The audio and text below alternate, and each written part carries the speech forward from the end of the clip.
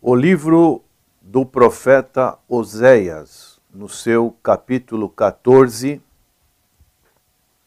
nos falam a respeito do arrependimento e de uma promessa de perdão. Esse perdão seria para o futuro. Diz o capítulo 14 de Oséias, verso 1. Converta-te, ó Israel, ao Senhor teu Deus, porque pelos teus pecados tens caído. Ainda que o povo de Israel dê as costas ao Senhor, Deus tem prometido não abandonar. Ainda que os discipline, Ele é fiel à sua aliança, às suas promessas. A palavra de Deus nos diz em 2 Timóteo, capítulo 2, verso 13, se formos infiéis, Ele permanece fiel, não pode negar-se a si mesmo. Quantas vezes pessoas que fazem uma profissão de fé, mas no decorrer de suas caminhadas, elas infelizmente têm situações em que falham, em que são infiéis ao Senhor, infiéis à igreja. Mas a palavra de Deus diz que Deus permanece fiel. Deus estava pedindo para o povo de Israel, especialmente o povo do norte, que voltasse para Ele, que o povo abandonasse o pecado que estava causando a ruína de Israel. Já havia lhe dito para amar ao Senhor, para mudar o seu coração endurecido, para buscar ao Senhor, mas infelizmente a figura que Deus utilizou com Oséias foi a figura de uma mulher que era infiel para o seu marido. Assim, também era a nação de Israel para com Deus. Uma infidelidade espiritual, cultuando a outros cultos, fazendo coisas abomináveis ao Senhor. E o Senhor dizia para Israel: semeai para vós em justiça, ceifai segundo a misericórdia, lavrai o campo de lavoura, porque é tempo de buscar o Senhor até que venha, e chova a justiça sobre vós. Esse era o desejo de Deus. Deus queria que o povo voltasse para Ele, para pedir misericórdia. Mas, infelizmente, o povo tinha um coração duro. E a palavra converter-se, a palavra arrepender-se, é uma palavra que encontramos muito neste livro de Oséias. Por exemplo, Oséias 12:6 diz: tu, pois, converte-te a Deus, guarda a beneficência e o juízo, e em teu Deus espera sempre. Mas agora Deus estava utilizando uma linguagem infantil e diz o que fazer. O Senhor dá a seu povo promessas para encorajá-lo a arrepender-se. E essas promessas nós encontramos na sequência desse capítulo 14 de Oséias. Diz, por exemplo, no verso 2 do capítulo 14 de Oséias: tomai convosco palavras e convertei-vos ao Senhor. Dizei-lhe, expulsa toda a iniquidade e recebe o bem, e daremos como bezerros os sacrifícios dos nossos lábios. Não nos salvará a Assíria, não iremos montados em cavalos, e a obra das nossas mãos não diremos mais, tu és o nosso Deus, porque por ti o órfão alcançará misericórdia. Falando de laços de família. Então o Senhor mostra que tinha motivos de sobra para rejeitar o seu povo iníquo, mas escolheu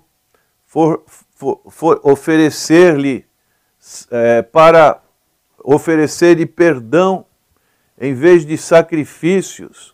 Deveria oferecer em palavras sinceras de arrependimento e pedir que Deus, em sua graça, o perdoasse.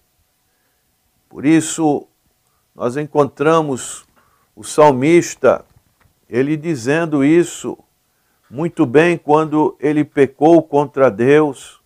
Ele sabia que somente sacrifícios exteriores, sacrifícios de animais e outros tipos de sacrifícios não seriam suficientes.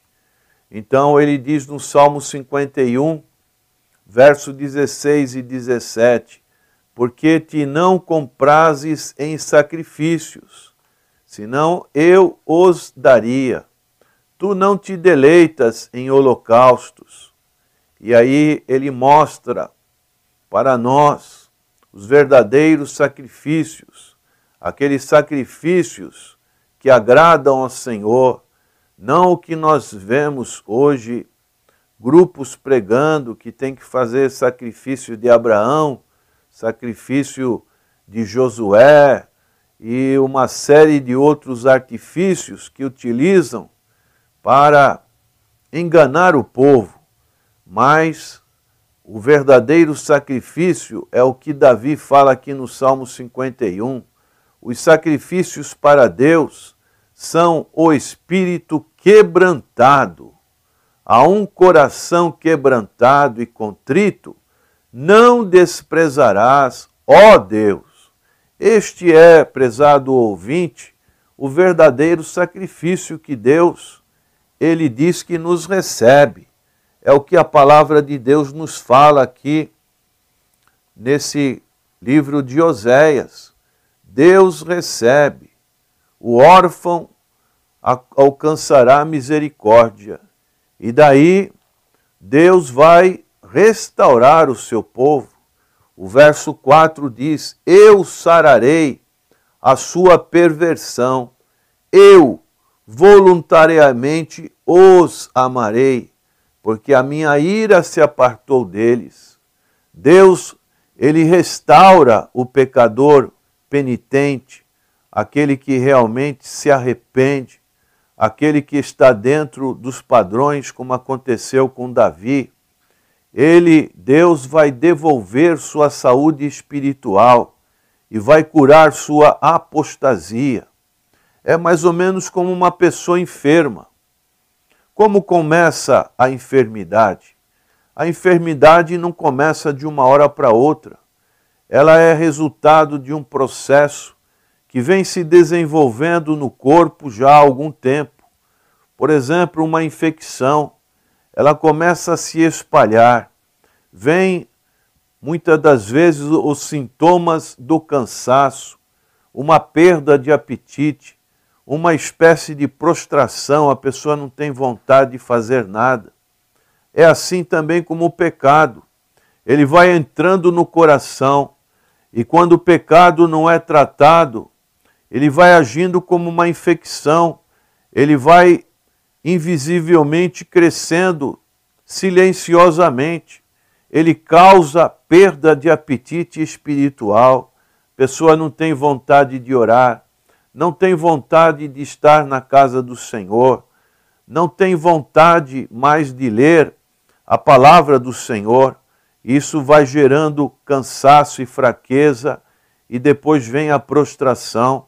Foi isso que aconteceu com o apóstolo Pedro, aquele homem que teve uma participação tão importante no ministério do Senhor Jesus Cristo, aquele homem que disse palavras tão profundas: tu és o Cristo, o Filho do Deus vivo, mas, infelizmente, no momento em que ele não poderia falhar, ele negou o Senhor 3 vezes. Ele fez a negação, começando com orgulho, quando disse que jamais o abandonaria e que até morreria por ele. Ele não tinha consciência do que ele iria enfrentar. Depois que ele foi restaurado, ele mudou de posicionamento, mas naquele momento ele abandonou o Senhor Jesus Cristo. Quando era para ele estar despertado ali no Getsêmani, participando das agonias e do sofrimento da alma do Senhor Jesus Cristo, o que ele fez? Ele estava com sono, ele estava com um sono que não é bom, um sono espiritual. Ele deveria estar orando com o Senhor Jesus Cristo, mas ele estava alheio a uma realidade espiritual. Depois, o que ele fez? Quando vieram prender o Senhor Jesus Cristo, ele pegou a sua espada, quando ele deveria usar armas espirituais. Ele quis enfrentar essa situação com as armas carnais. E outra situação que aconteceu com Pedro, ele deveria ter saído daquele local onde o Senhor foi levado, mas ele seguiu o povo por curiosidade. E aí ele caiu numa armadilha e por 3 vezes ele negou o Senhor Jesus Cristo. Por isso, prezado ouvinte, como está a sua vida? A palavra de Deus nos diz em 1 João, capítulo 1, verso 9, se confessarmos os nossos pecados, Ele é fiel e justo para nos perdoar os pecados e nos purificar de toda a injustiça. O Senhor, Ele nos perdoa, Ele purifica dos chamados micróbios que promovem a infecção, micróbios do pecado, assim como acontece com a enfermidade física, que precisa de um antibiótico forte, precisa de uma cirurgia muitas vezes.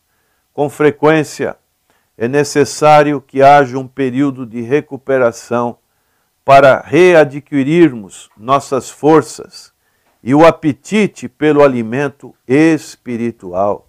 Por isso, nesse verso 4, o Senhor diz por Oséias: eu sararei a sua perversão, eu voluntariamente os amarei, porque a minha ira se apartou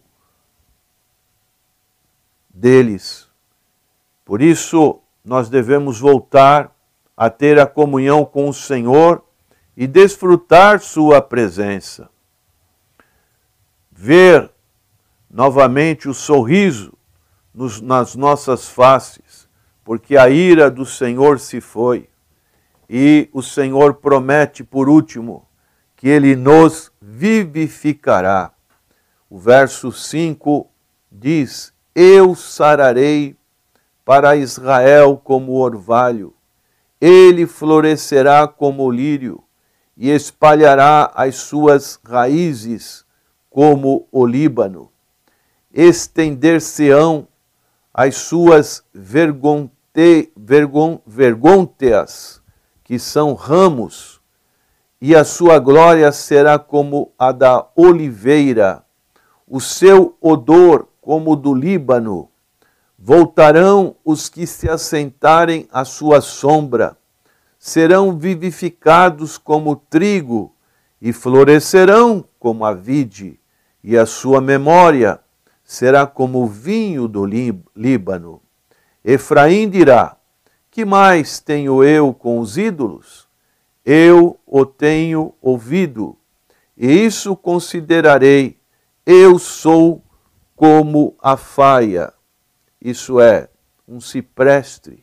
Deus utiliza de metáforas para retratar a restauração e o sofrimento de uma nova vida, num campo seco, sobre o qual caiu o orvalho refrescante, como diz no verso 5.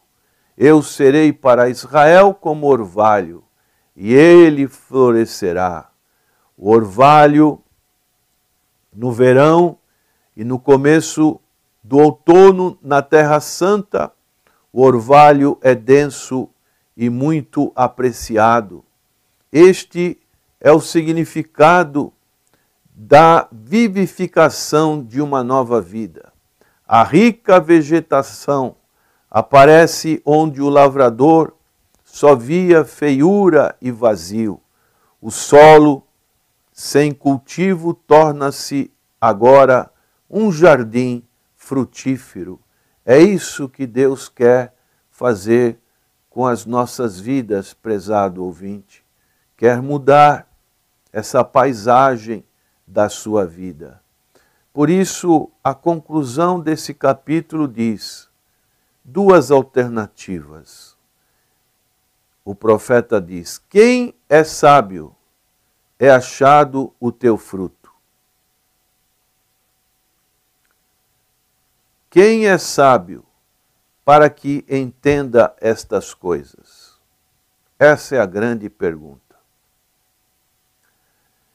Prudente para que as saiba. A verdadeira sabedoria inclui entender a Deus e seus caminhos. Expressa-se através de um modo de vida de acordo com os padrões da retidão da divindade de Deus.